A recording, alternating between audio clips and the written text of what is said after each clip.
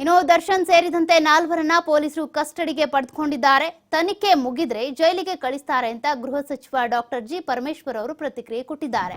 ದರ್ಶನ್ ಕೇಸ್ನಲ್ಲಿ ಯಾರು ಕೂಡ ಇನ್ವಾಲ್ವ್ ಆಗ್ತಾ ಇಲ್ಲ, ನಾವು ಕೂಡ ಇನ್ವಾಲ್ವ್ ಆಗೋದಿಲ್ಲ.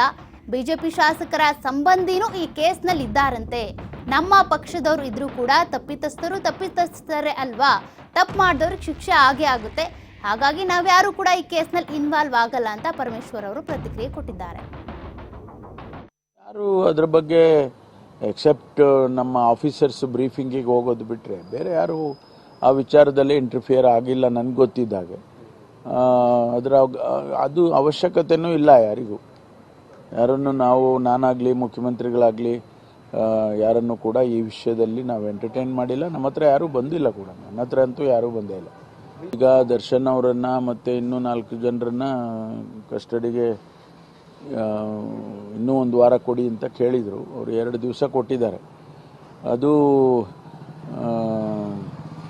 ಅದಾದ ಮೇಲೆ ಅಷ್ಟರವರೆಗೆ ಅವರ ಇನ್ವೆಸ್ಟಿಗೇಷನ್ ಮುಗಿದ್ರೆ ಅವರನ್ನು ಜುಡಿಷಿಯಲ್ ಕಸ್ಟಡಿಗೆ ಕೊಡ್ತಾರೆ.